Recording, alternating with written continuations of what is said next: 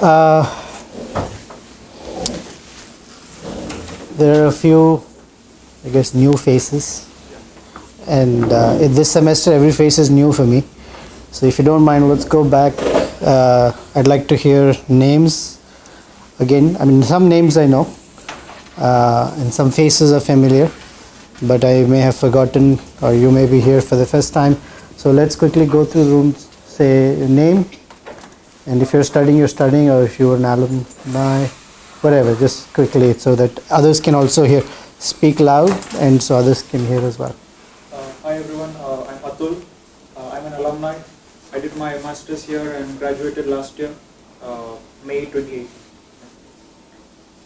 Hello everyone, I'm Shiva. I'm an alumni of IIT. Did my master's in computer science. Hi, I'm Rishikesh and I'm an alumni of IIT. Hi, I'm Karthik. I'm a grad student at IIT, majoring in ITM. Hi, I'm Vaishali. I'm doing a PhD in computer science. Hi, I'm Vasanti. I'm doing my master's in chemical engineering. I'm Paul. I'm doing PhD in chemistry.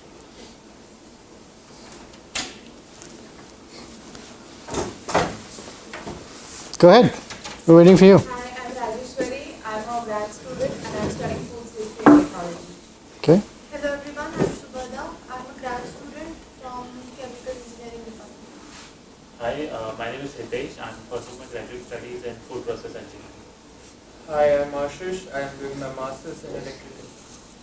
I am Shubha. I'm doing my master's in IT. You have the best seat in town. I'm Rohit Vaze. It's my last semester of Masters in Supply Chain Management and I am searching for a job. So if anyone has any openings, please let me know. That was a nice try. I'm also looking for money, so if anyone has some, please give it to me. What's your name? Serge. I'm doing masters in data science. Okay, thank you. I'm Sri. I'm doing my Masters in Computer Science. Sure. Himanshu, grad student of data science.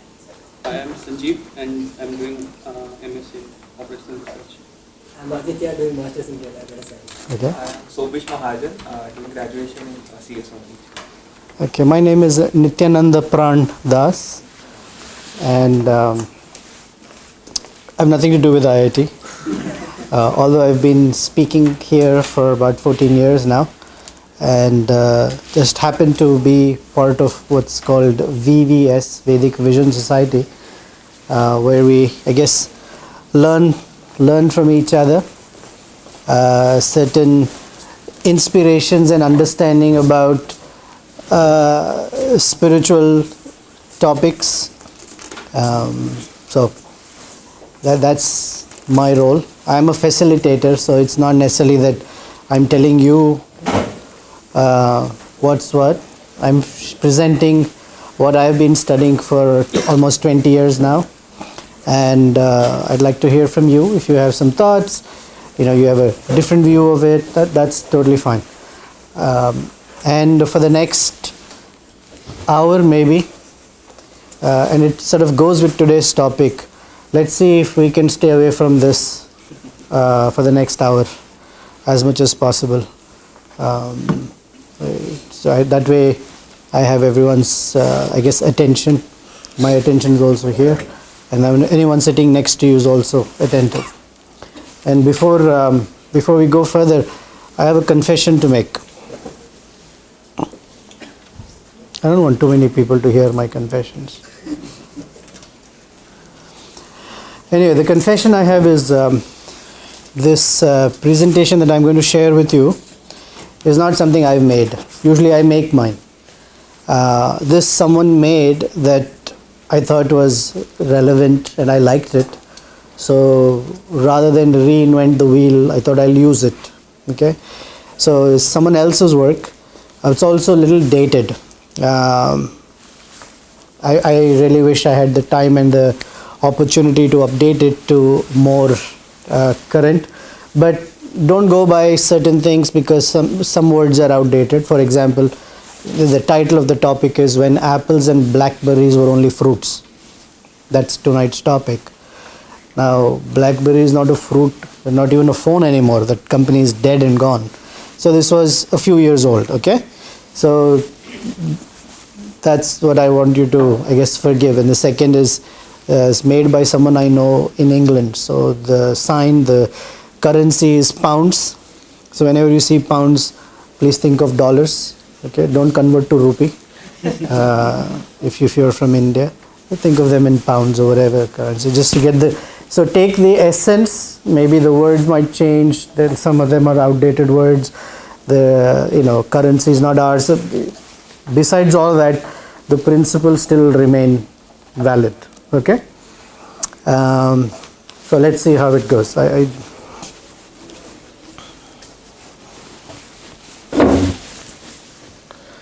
Let's see if this works.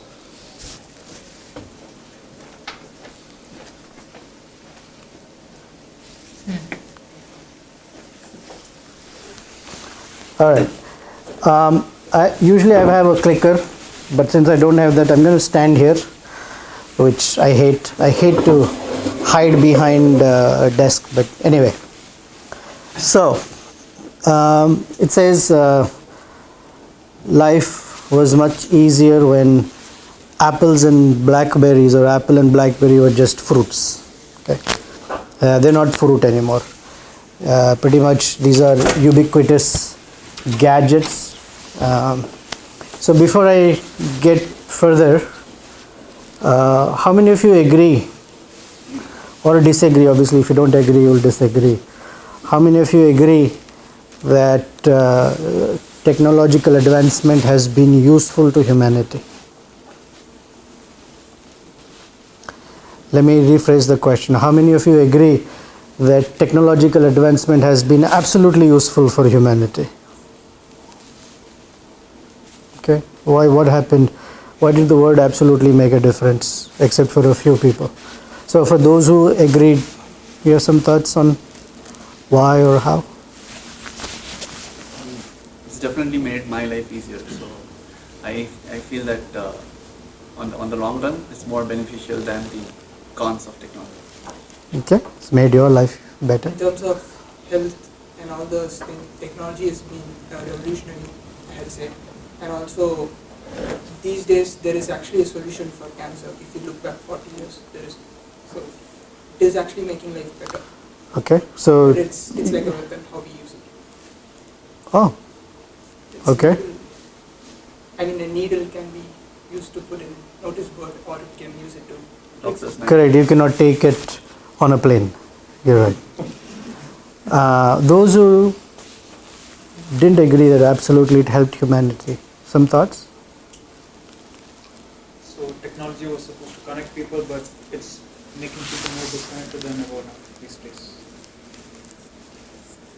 Do all of you agree? There is connectivity, but there are issues with relationships. That's the point. Okay. Yeah, Serge. Has the capacity of causing the problems that data has to solve. Like for instance, with cancer, one could argue that cancer has also increased because technology. Cancer has increased because of technology? Yeah. Explain a little bit more. Yeah, like. I know, but I want you to have a little bit more dialogue. Yeah. Yeah, there's a lot of technologies that create chemicals. Yeah. 70,000 chemicals unaccounted for.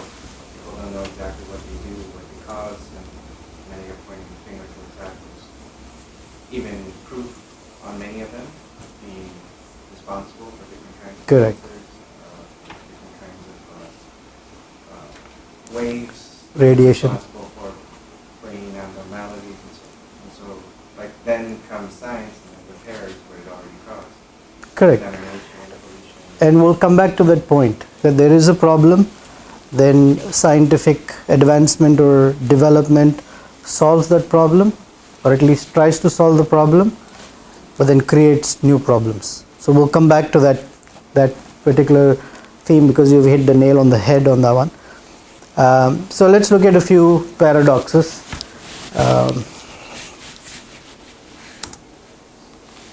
Is this moving? Yeah, okay.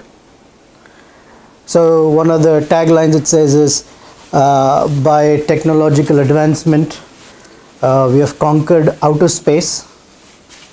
Not necessarily sure we have conquered, but we have made advances. We have rockets and satellites, and we're going. But not our inner space. What does that mean to you? So we conquered outer space, but not inner space. Well, to begin with, the mental health of most of the youngsters these days, not just India but further. Very good. And in this kind of point of view, smartphone and social media. Excellent point. Not just smartphone and media, but in the past 50 years in the United States, one of the illnesses that has gone out of the charts is mental illness, and one of them being depression. So while we have gone out and made great advancement, created these wonderful telescopes, we have probes and rovers and all of that, at the same time, depression, mental illness, anxiety, especially among young people, is on a very, very steep rise. Okay? One more, I think, one or two more.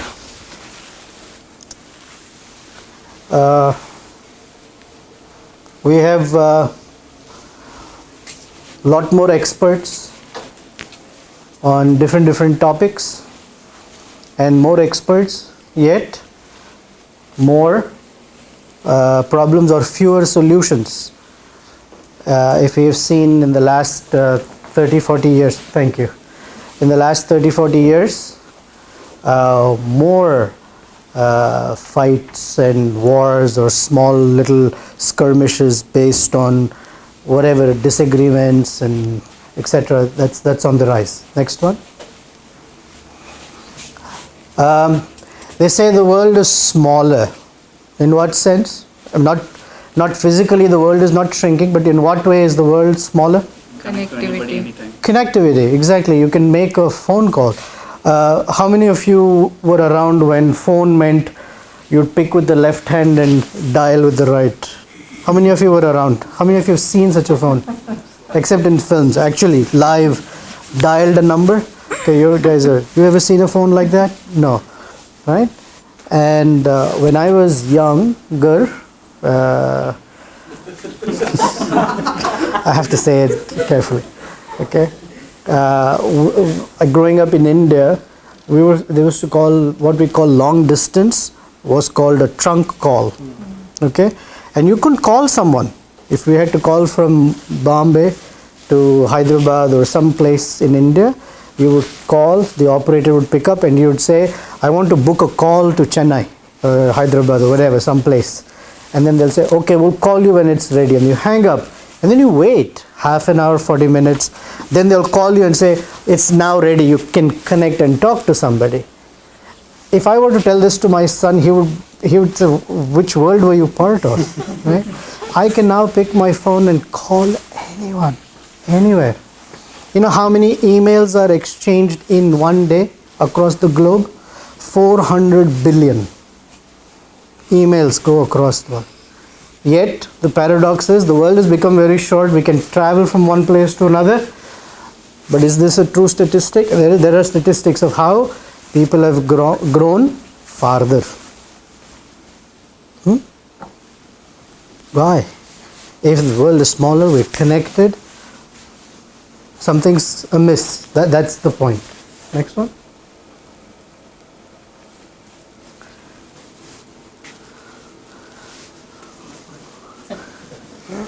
Says, did you get my email?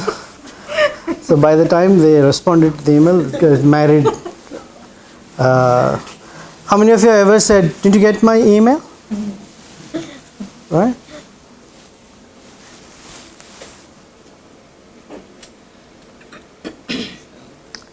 So one of the other paradoxes is you lose your wealth. You lose health to get wealth. The stress of working has increased. People are working longer hours in the week. When I started working, a 40-hour work week was great. 5 years later, when I said we'll work 40 hours, people would look at each other as something was wrong. It became at least 60 hours work week. 5 years later, 60 hours, if you say I'll work 60 hours a week, people will think you're not interested in a career, right? And when we left work, but now we have cell phones, so you're always connected to whatever is happening at workplace somehow or the other, by phone, you have email and all that. So work hours have increased just so that, and then there are stresses of life, and that's to get money, but then you spend the same money to get back that health. One of my friends, he had to take on a second job because they wanted to pay for daycare. Okay, and the second job paid exactly the same money that they were paying the babysitter. So whatever money came from the second job went to the babysitter. So the math just completely washed those numbers out, right? And yet that's what they did. I mean, not that they should not work, but somehow the math didn't work out for them. Okay, next one.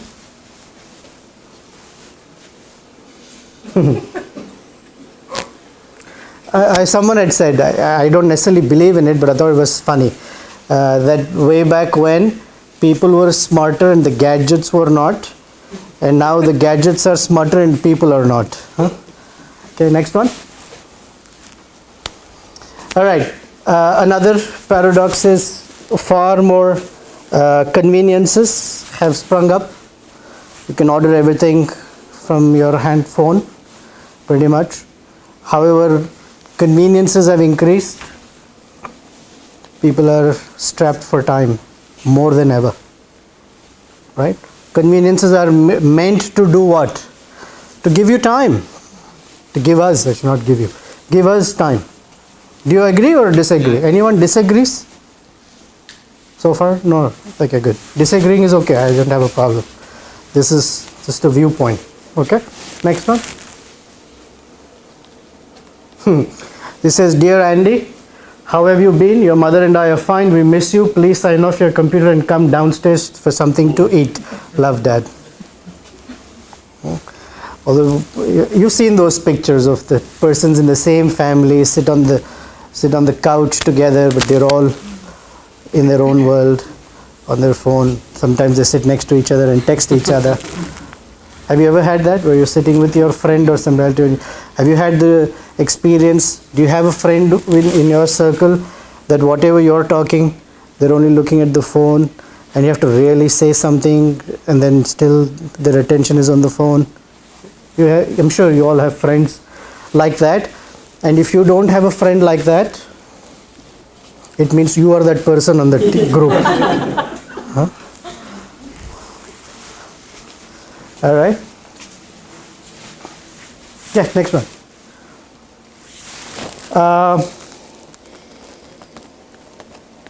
How many of you have given thought to these kinds of paradoxes? Not that you just read them here and there, but you've given some thought, some, I guess, deeper thought than a couple of nanoseconds. You've thought about this? Share some thoughts. What's gone through your mind? Actually, the paradox about time is what gets me very on. Even before I saw this, there's no time. Like we can't manage time properly, even though we have all the big time management applications in iOS or Android, name it. Still can't manage time. Anyone else? Yeah. It's a different way of looking at this. We can say that we're doing a lot more. Right now, we have conveniences. The whole point is it makes life easy for us, right? Now, convenience need not necessarily be, say, ordering food online. It could be a productivity app. It could be some Excel macro or anything that gives you more work. So, because you're much faster, you get to do a lot of things very in the shortest span of time. You do more work. So that keeps us very occupied, and that's why we don't have time, because I can say that we are accomplishing a lot more instead of a lot less, but that, the reward for good work is more good work, so the cycle perpetuates. The reward for more good work is more work. More good work. Yeah. may not be. That's Sure, sure. basically how things end up, right? Okay. You're able to accomplish things very quickly, you get more work, and it just goes on. Okay, great. That's another point of view. Anyone else? Yeah, go ahead. I read this study that said that the optimum number of people that we can actually be very close to is 150. And I think in the previous years what used to happen was 150, all those 150 people were very important to us, whereas what we're doing now is we're replacing that 150 with office people and all the other things rather than the important people in our life. That's one thing. Okay. Anyone else? I believe like technology is changing, we can't condemn it, like Yeah. it will change. So like we have to accept it, but in a good way. That's what I can say. Right. So Lag behind. first disclaimer. I have an iPhone. Okay. So I don't want to be a hypocrite. I have an iPhone, and about 3 years ago I got rid of Windows because I couldn't tolerate them anymore. I have a MacBook, and to your point, do I feel I can do a lot more things, lot more efficiently? Yes, I do feel so. So by no means is this presentation to say technology is bad. I haven't said that at all, and nor will I say it, otherwise I'd be a hypocrite, right? I have. At the same time, right, one of the things I've noticed is how much ever I remind myself, okay, although I'm very careful, I don't text and drive, right? But when I'm driving, every time there is a little reminder or some notification that someone has texted something or sent an email or sent a message or something, the temptation to get my eyes off the road and see who's sending what has increased. And I feel like I've put myself far more at risk than I previously would have, right? Yeah. A little louder because I have. You must strive to own technology, not let the technology own. Okay, very good point. Awesome. Very good point. What I do and it's been helpful for me is to make the phone less attractive to me. I make it black and white, so I don't want to look at all the colorful pictures and so forth. And Hey. I try to trick myself. Before you leave, I'm going to give you my wife's phone. Today I forgot mine, so this is my wife's phone. I'm going to give that to you. You make it black and white for her. It's a good point. That's a good point. So there are apps now where the phone you can disable when you're driving. It knows that you're going to drive or something, sort of disables certain functionalities in it. Yet the temptation, to get the eyes off the road is, at least that's one thing. I'm sure there are other things as well. At some point, I can give you multiple examples, but anyway, we would either read at night or go to bed. But now when you're in bed, before you go to bed, somehow you have to see what everyone else is doing on Facebook, and somehow I found that the quality of sleep has changed a little bit for people. I know some people who are addicted to Facebook, that without checking updates, without checking what's happening, they just somehow cannot get through their day. Yeah? All right.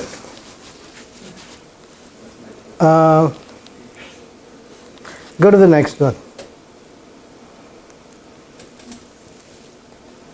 So, where we're trying to get at is, yes, technology has advanced, and yes, things have become convenient, we're becoming more efficient, etc. But back to search. Search is what your name says. Search's point that we're also creating new problems. Okay? However, now we're going to shift gears and look at from a Vedic worldview. Veda, the word Veda in Sanskrit means body of knowledge. Okay, so Veda means body of knowledge. So Vedic worldview means the worldview of that knowledge that looks at the world in a particular way. Okay, So what I'm bringing to the conversation is the Vedic worldview. I'm not a technology expert, I'm not a science or medicine expert. I'm a student of the Vedas. That's what I'm bringing. So according to Vedic worldview, we believe in Superman too. Besides the point, here's a definition of a problem. Okay, it says a problem is a problem when it meets those conditions. That it should be applicable to everybody. Okay, and then nobody can avoid it. For example, there are certain problems that are only problems for a segment of the population, not for everyone else. Toothache, that's there. For example, can you give me examples where something is a problem to one segment of a population, but it's not a problem to another segment of population?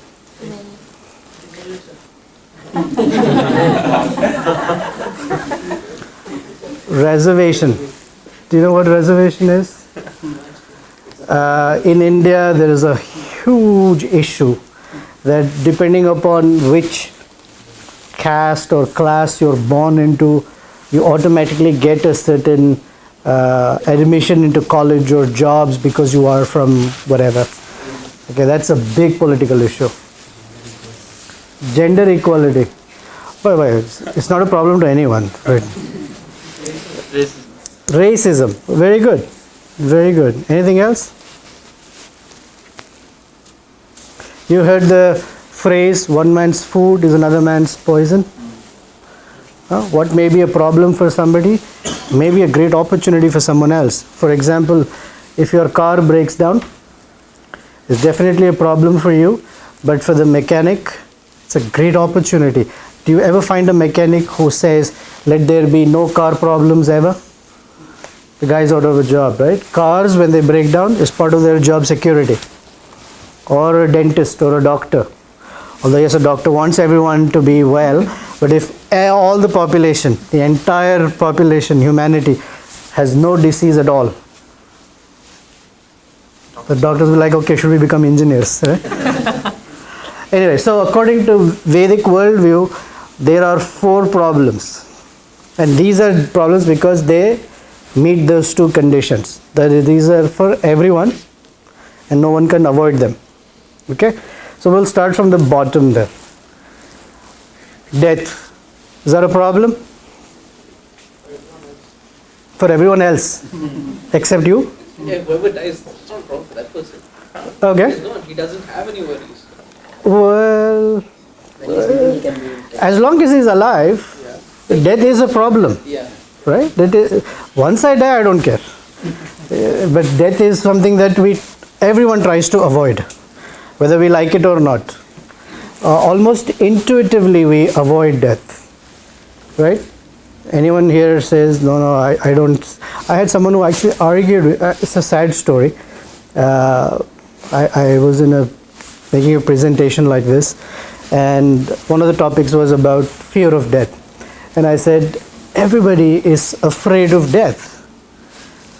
So this person said, I'm not afraid of death.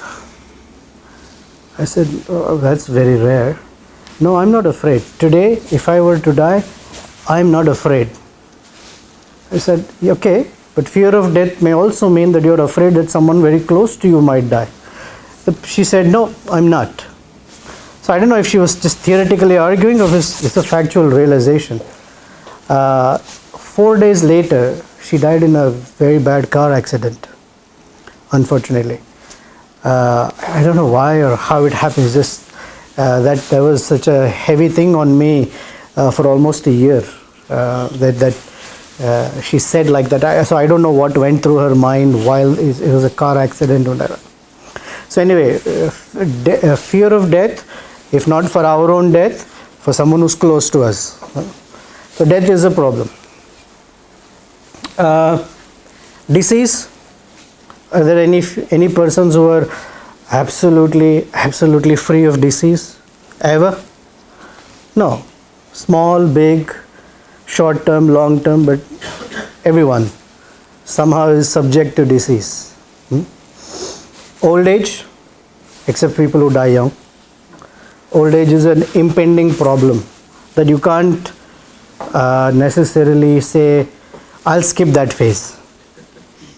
I'll just go to death directly. Old age, actually old age is quite daunting for those of us who, if not today, at some point we might come to appreciate that as simple as bending down and cutting our toenails. Today they're so easy.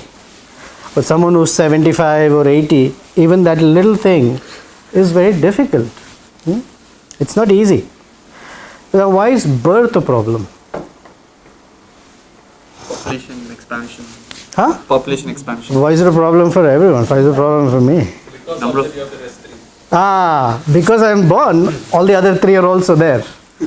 That's very good. Birth brings disease, old age and death. Because not born, there's no disease, there's no old age, there's no death. So birth brings. And of course, it's a tongue-in-cheek example. Because why is another reason birth is a problem? Because no one comes in laughing, right?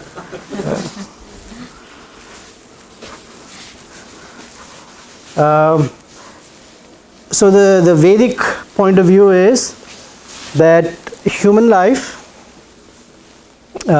should be dedicated to solving these problems, because these are the real problems. Everything else is either a derivative of or perhaps not a problem per se. But these are the problems that are there for everyone, all humanity, perhaps even all other living beings as well. Can someone read that one? How many of you have seen the movie The Pursuit of Happiness? Almost all. Those who have not seen it, I would highly recommend you to watch it. I used to be a big fan of Will Smith. Yeah, I used to, because he hasn't made many movies off late. But for me, his Fresh Prince of Bel-Air was just phenomenal for me. But I started watching his movies, and while he did some really stupid ones, he has dedicated his life to doing more meaningful roles. Okay, and believe it or not, now at the current moment, he's a very ardent student of the Bhagavad Gita. And if you follow his vlog, he puts out different things that he has studied from the Bhagavad Gita. It's interesting take on it. But this movie, there's one quote. Can someone read for me who has a nice loud voice? The belief that high income is associated with good food is widespread but most illusory. What does that mean? You assume that with a lot of money, you won't have a lot of problems, you have a good life, but that's not necessarily true. And that's the whole movie, where he's trying to solve the problem of being very poor. And he realizes that his real happiness is with his son. So the common thinking that more money means more happiness. So once someone was told, money doesn't make a person happy, because when you die, it doesn't matter how much money you've had, right? And the other person said, doesn't matter, but I'd still prefer to die rich. But at the core of it, it's not necessarily money that makes people happy. In general, you'll find that there are persons, I shouldn't say in general, there are persons who are very rich, very, very rich, but they are miserable. They are lonely. They're happy to give their money if they can get a friendship, if someone can be friends with them. So it's not necessary that money equates to happiness, although it does solve some immediate problems. Like none of us would say no to money perhaps at this point if someone says, here's some good cash, but good cash, okay, not would you like to make some money on the side, not that kind of cash. Anyway. All right. They did a study to rank the happiest countries in the world, and USA was somewhere 16, and UK was not even in the top 100. Actually, they did the study is part of two things. One is they ranked richest to poorest countries. Okay, and then for the same they ranked happiest to, I guess, saddest, and it was actually a flip. So the richest countries that were on the top, when it came to happiness index, came on the bottom. One of the countries that came on the top was Bangladesh. So I'm not really sure if they're happiest people, but what it meant was, at least the conclusion of the study was, there is evidence that money is not necessary to make a person happy. Huh? India is right here. If you turn around, it's right there. I don't know that. Speaking of happiest index, Denmark has only 4 hours a day. They can work only for 4 hours a day. Let's all move there. It's like an office rule or an administrative rule that you can work only for 4 hours a day. Yeah, the minimum wage that Denmark gives is like $33. That's the. Why did you come to IIT? So if that's the case, why does everyone run behind money? Exactly. Because go back to the pursuit of happiness quote. Is widespread but illusory. The word illusory in Sanskrit is called Maya. Okay, and I'm sure we've used the word Maya left, right, and center many times, but etymologically, Ya in Sanskrit means that which, and Ma means not. So Maya means that which is not. So what appears is not what it is. A side point, totally side point. One of the things that when Maya is described, it is described as Tejo Vari Mridam. It says Teja Vari. That's the illusion. Okay, Teja Vari means water on fire. Okay, have you ever seen water on fire? So here's the mirage. So when you're in a desert and it's very hot, the surface temperature is very hot, you see vapor, water vapor. So it looks like as if there is water, but there is no water there. And because there seems like there is water, that illusion makes the thirsty person or animal pursue that mirage. That's why it's called a mirage. Or Vari Mridam. Mrida means earth or dirt. So on water you see land. If you're lost at sea and when you look far, okay, when you're quite lost, it feels as if you can see land there when there isn't. So this, now from a Vedic world, I'm digressing a little bit, but according to Vedic worldview, this world that we are part of is full of illusory perceptions of stuff. And one of the things that causes this kind of illusion for us is our senses. We have 5 senses: the eyes, nose, tongue, ears, and skin. And we gather data from these 5. Okay, and whatever data we gather, the data is incomplete. And on the basis of incomplete data, we have a view of the world, and therefore it is not complete, or sometimes, or most of the times, erroneous. That is the illusion. The illusion that money, and is money important or not important? Very important. Is it absolutely important? May not be. That's the point. So for us to survive in this world, we are in a capitalistic society, right? We have to have money. Because we can't do our basic things. But in the pursuit of it, it seems as if we fall into a trap, the illusion that that is the solution for everything. That's the, although Will Smith, happiness, is not a great philosopher or Vedic scholar to speak these great words.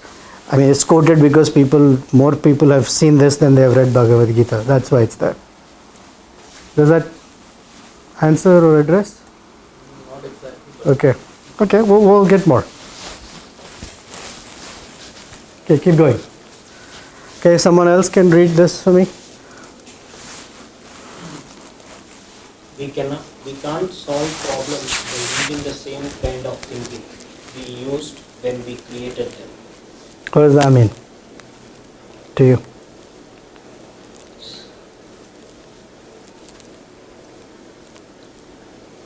The same process that we used to create something cannot be used to solve the problem that caused out of that. Anyone else? Any other thoughts? It calls for a change in your viewpoint or thinking or mentality. Exactly. You have an example? So let's say, generally, when we say same kind of thinking, either in our lives or in general, out there in the world, when we see a certain opportunity, there's a rush for everyone to get it, okay? And that causes certain problems downstream. And what he's saying is, whatever was that inner urge that made us run after that thing to solve that problem or whatever, actually create the problem, that same kind of motivation is not going to solve the problem. You need a different kind of perspective or worldview or thinking. For example, if you made a choice in desperation, okay, we made desperate choices previously. Everyone has some others, big or small. If desperation was where we made a choice, generally after that desperation goes away, that choice may have become a problem, right? So to solve that, you don't approach it with desperation again. You have to approach it with something else. Make sense? Yes? Okay.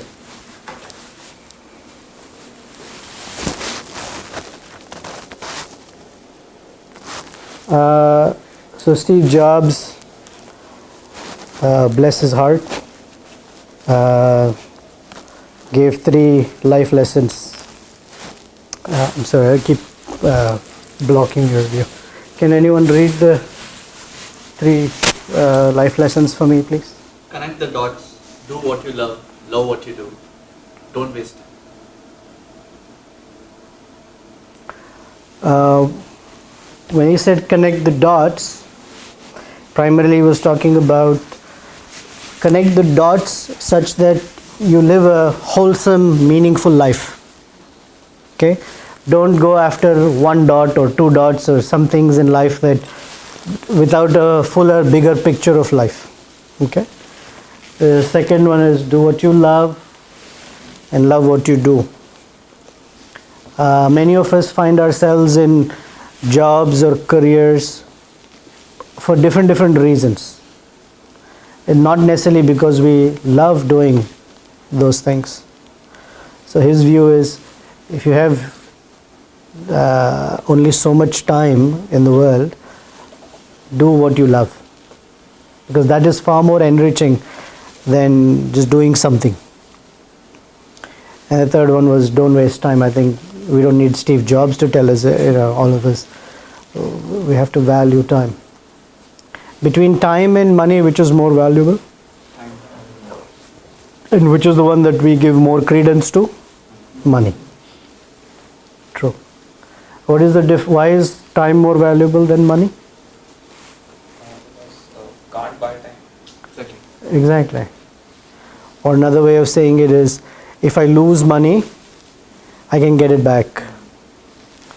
If I lose time, I can't get it back. All right?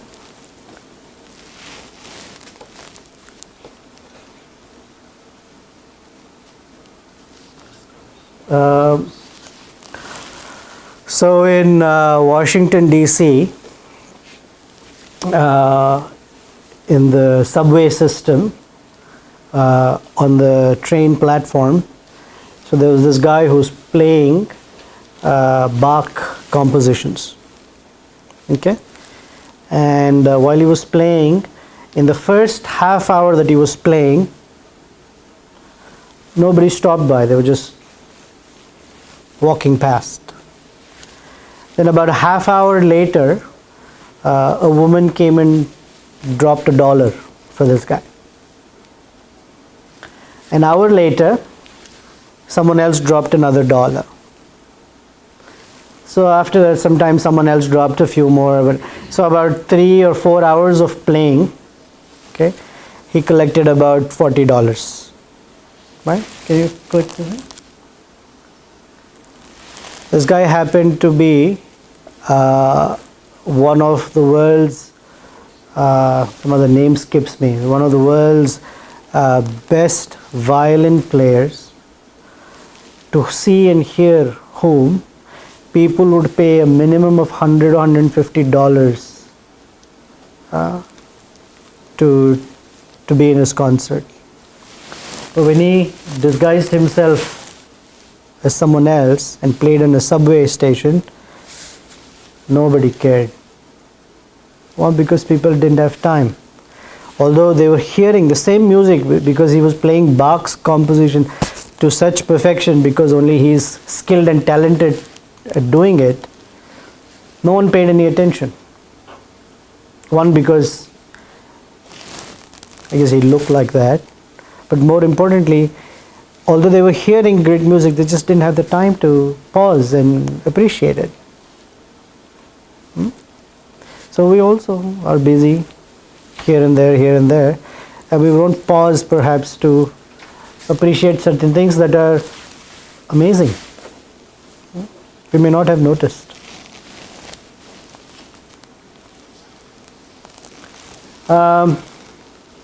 This I'm going to do next week. Generally, by the time we get there, well, let's do it. We have another 10 minutes, okay? You don't mind? Can I go another extra 10 minutes? All this is to make a case that perhaps we should consider becoming spiritually a little bit more in tune. And by this, it helps us see the world differently, perhaps, and appreciate certain things as more valuable than what we otherwise might have been. But when we say, spirituality as an option, as an alternative, here are about 5, what we say, objections. Okay. So one of the objections is it's unscientific. I don't have time for it. It's no fun.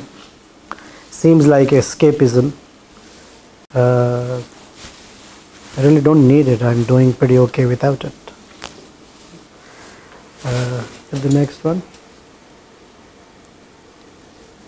Yeah, that's the end of it. So about being unscientific, generally what we do is during the course of the semester, in different ways and forms, we unravel that. Meaning when we say unscientific, what does that really mean? Then we look at some definition of what science is, what science does, and try to see if similar conclusions are drawn from spirituality. Perhaps our understanding and our definitions of spirituality may be archaic or misinformed, etc. The second of I don't have time for it. Then we sort of walk through why that's the case and why making time for it is a stronger case than saying I don't have time for it. Third, when someone says it's an escapism, okay, then we also look at what are other things that we do to escape anyway, right? Do we, any of us involved in any activity that helps us escape from the things that we don't want to face in life? Yes? Examples? Netflix? Yeah. Okay. Yeah, great. Movies? Music? Drinking? Facebook? We're anyway escaping from something that we have to face. When we, I'm sure you've seen this, the time quadrants.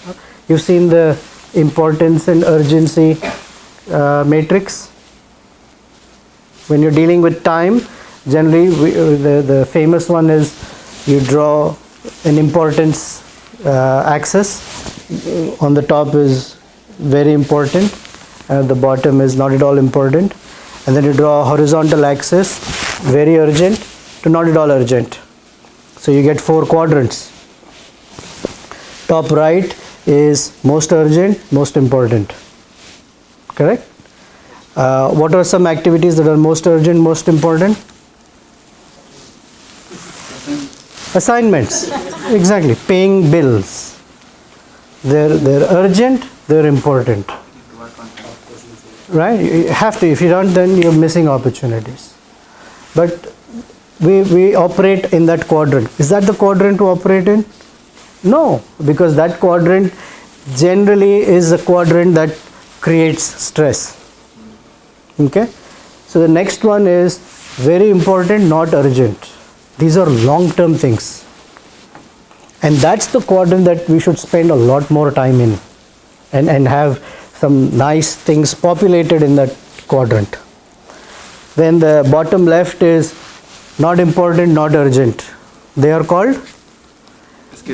Escapism, time wasters. Right? But guess where people spend most of their time? In that third quadrant. Okay, because we think, oh, this is important, I have to quickly update something, whatever. Right? And then the bottom right is urgent and not important. That means we are being inefficient. Our priorities in life need to be re-examined. We are in this mode of urgency and they're not important things at all. These are tasks that you have to do. For example, you're in a conversation with someone and your phone rings. What do? We most likely will take the call. That's urgent because it's ringing, but not important perhaps, unless we say I'm expecting an important call or our mind goes, somehow go to the phone. So those are things that are not to be. So when we say spirituality is an escapism, we'll make a case for we're anyway escaping. So why not escape nicely? Okay. Then I don't really need it. Make a case for that as well. Because we go back to, regardless of what is, those are the 4 problems. Remember the 4 problems? Birth, old age, disease and death. So those are the problems that as a human being we're meant to look at.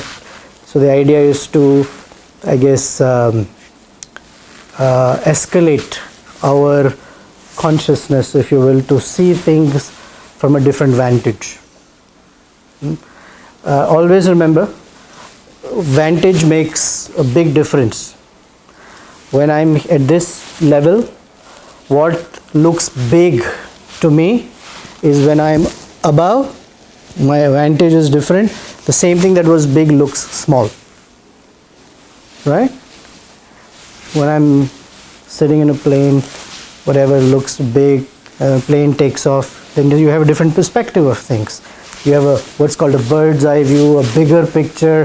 So what looked big has now a smaller context in the grand scheme of things, because you're looking at it from a higher vantage.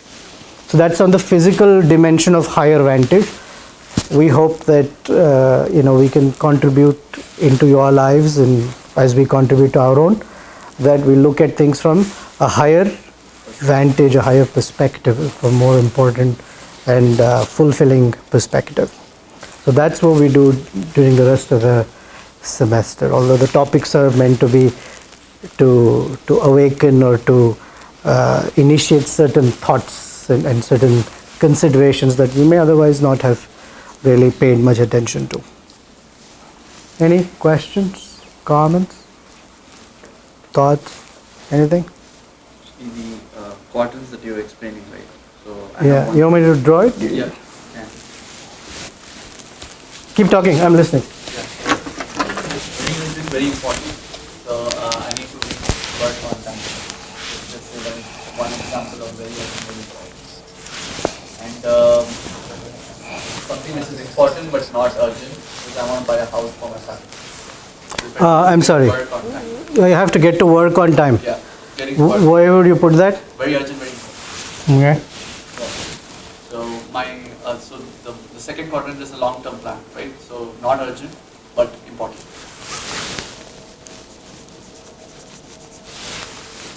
No, that's over here. Okay, on the second quadrant. So the thing is, if I don't do my job well or don't get to my work on time, I won't be achieving the long-term. Okay. So important, urgent is not that I have to get to work on time. What it means is, if you notice that you're getting to work always exactly at that moment, perhaps a couple of minutes late, and you look at how you get out of the house, are you the bread in your mouth, keys in your hand, bag, like it indicates certain things of your lifestyle, the way you are. Perhaps you woke up 15 minutes earlier, although that's impossible task, but you get the idea. Suppose we did, not you, suppose we did wake up 15 more minutes earlier, then instead of running, we may sit down and have a breakfast, or don't have to run to get to the car, don't have to drive fast to get there, right? So this is a stress inducing quadrant. You can do the same things, but if you do it properly planned, then you'll find that it starts moving to important, but it does not urgency. You're not living a life of urgency. So the idea is to move away from this quadrant. As much as possible to move things here, but we tend to move here, so the stress created here, the solution is the time waster here. Right? Because I'm every day running to get to that bus, my train, the traffic, I don't eat well. So when I get my Saturday, what is it I'm looking forward to? Sleeping. And not that sleep is not important, but for people who are efficient, sleep's kind of a waste. Not that we should not sleep enough, that's not the point, but you get the idea, right? So one has to write down all the things that happen here and learn how to move them out here. And when you prioritize, you start moving things out. And ideally, minimize or eliminate that one. The reason this becomes important, if we find ourselves operating here, it's a symptom that we are living here. That's all it is.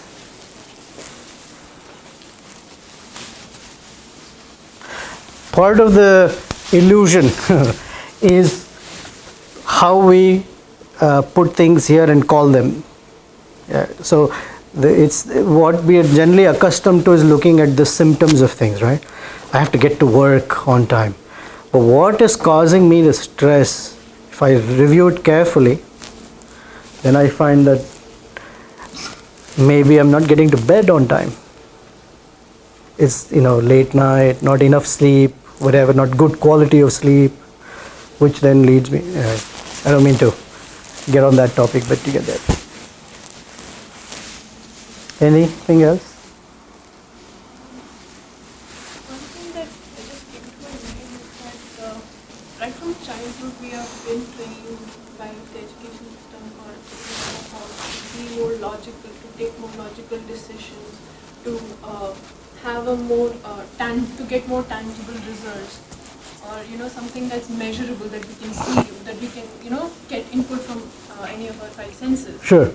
So when a lot of people don't find that in spirituality, they don't really take up to that, because there's nothing tangible in that. You don't see any tangible results. You don't get anything from it. It doesn't make any logical sense. Even in engineering, we're taught to be more logical and to make that kind of decisions.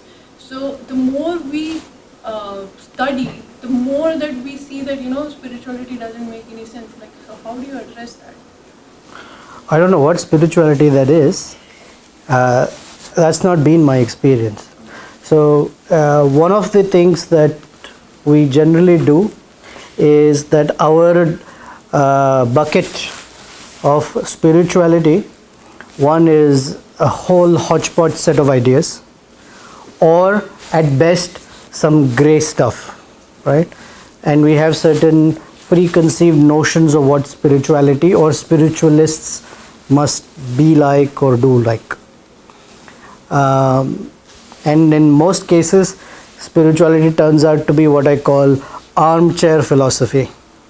You sit in a nice chair, smoke a cigar and talk big things of life, but when it comes to actually practicing it, you have nothing to do.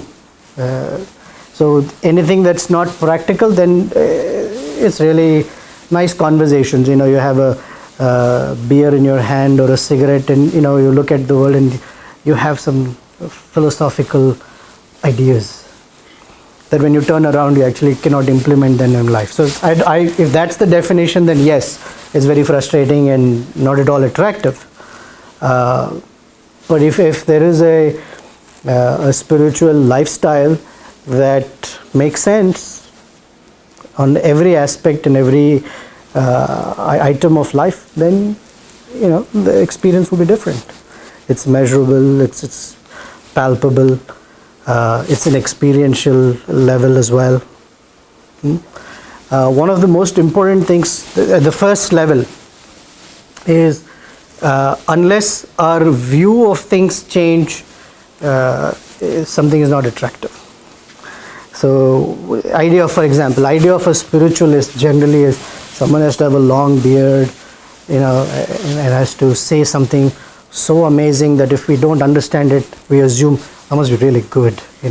I attended a lecture, it was a fantastic lecture. Really? What did you get out of it? I didn't understand anything. That must be really high level. That's not what it is. So we put everything into one bucket generally. And if you start looking at that bucket, then you notice that some is fluff, some is genuine stuff. That's been my experience. I've dwelled into other things that didn't make any sense to me, although I tried those things. I've been practicing something that makes a whole lot of sense to me. So you have to connect the dots. Yeah, there you go. For example, one of the things that I grew up in for you, Serge, it may not, make a cultural connection, but hear me out. I grew up in a South Indian Brahmin family, if it means anything. Okay? And very this thing, that thing, these rules, and all these mantras and this thing. Great. I have no complaint. I think I learned wonderful things there. When I became a young adult, for me, something just did not make any sense, right? And this is what didn't make any sense. So we got up in the morning, and our family was all early risers, which I hated as a college student, but early risers instead of late nighters, early risers. And whatever we recite, these prayers, those mantras, whatever. Then when it comes to breakfast and then going to work or school, how I was as a student or as a professional, right? I was competing, I was playing those political games of how to one up over my teammate, right? I was also I found myself plotting sometimes as to what's the best move that I can make that I don't tell my best friend at work, and I just have to keep quiet because I got to get that promotion. It's very different from the mantras I recited in the morning, whatever they meant, right? By the time I'm here. And then evening, there was whiskey or a beer, whatever, or eat anything indiscriminately without even a thought of what I'm eating, what kind of impact it has on other beings in the world around. No consideration. And very morning I get up and say, oh, everything belongs to you. Sarve jana sukhino bhavantu. Right? Let all living beings be happy. And in the evening I did something totally out against that. And as a young adult, it just didn't make sense why my life has to be so compartmentalized. I do something and say something here. Few hours later, I'm totally opposite of that. It just, and for most people, that's the life. You do these things because you're meant to do these things, and that thing you do differently. Somehow my morning didn't connect into all the activities of the rest of the day until I came across practicing Krishna consciousness, that what I say and do in the morning and when I get to work, when I'm interacting with others, am I conscious and working on that, I guess, inside what's there, the space within, if you will, my lifestyle, what I'm eating, what I'm speaking, what I'm doing, what the impact on others. Then I found everything is, I guess, connected and makes sense to me. Otherwise, I had great conversations here, and I did something totally opposite. It was hypocritical in the name of being religious or spiritual. I didn't even know what spiritual meant, right? Any final comments? Burning questions? All right. Thank you. Thank you for your attention. We have dinner for everyone, and I'll be here for some more time. So if you want to speak more casually, sometimes just in that setting, if you don't want to, I'm here for some more time. We're happy to chat. Don't feel obliged. If you have nothing to say, that's totally okay. Enjoy dinner. I will hope to see you again next week. Thank you.